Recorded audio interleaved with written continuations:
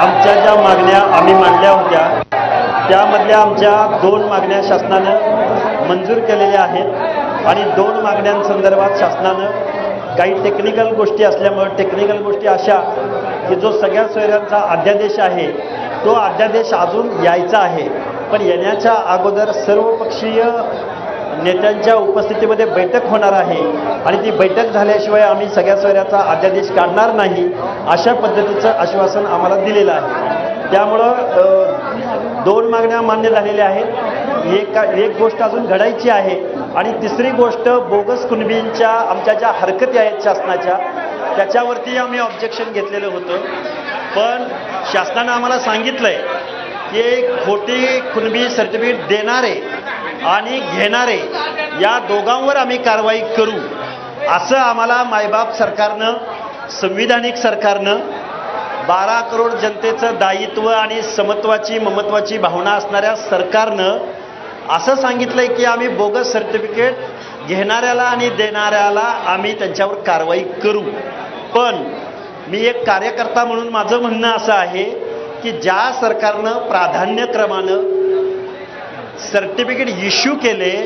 त्या सरकारकडून आम्हाला न्यायाची अपेक्षा आहे। आम्ही आत्ता त्याच्यावरती विश्वास ठेवणार नाही, कारण आम्ही त्याच्यावरती लाखो हरकती नोंद केलेल्या आहेत आणि त्या हरकतीची श्वेतपत्रिका ॲक्शन टेकन रिपोर्ट हा आम्हाला जोपर्यंत मिळणार नाही तोपर्यंत आम्ही हे आंदोलन थांबवणार नाही। हे आंदोलन स्थगित झालेलं आहे। वरिष्ठ आणि आमच्या सर्व संयोजन समितीच्या म्हणण्यावरून आम्ही हे आंदोलन स्थगित केलंय, हे आंदोलन थांबवलेलं नाही। कुठले 2 निर्णय जे मान्य केले कुठले निर्णय आम्हाला हे बघा, आमची मागणी अशी होती की बोगस सर्टिफिकेट तुम्ही अर्लियर करेक्शनच्या माध्यमातून तुम्ही जे इश्यू केले आणि शासनाच्या संरक्षणात इश्यू केले, या भागात त्या भागात अधिकाऱ्यांना ऑर्डर देऊन आणि विक्रमी वेळात इश्यू केले, हे अर्लियर करेक्शनच्या माध्यमातून तुम्ही केलेले बोगस दाखले जे इश्यू केले याच्यावर आमचं ऑब्जेक्शन आहे, याच्यावर आमच्या हरकती आहेत। मग त्या हरकतीचं झालं काय याची श्वेतपत्रिका आम्हाला शासनाने जाहीर करावी, ॲक्शन टेकन रिपोर्ट आम्हाला सादर करावा आणि याच्यावरती ही मागणी आमच्यावर शासनाने यावरती काही बोललेलं नाही, म्हणून आम्ही या मुद्द्यावरती आम्ही नाराज आहोत आणि आम्ही पुढच्या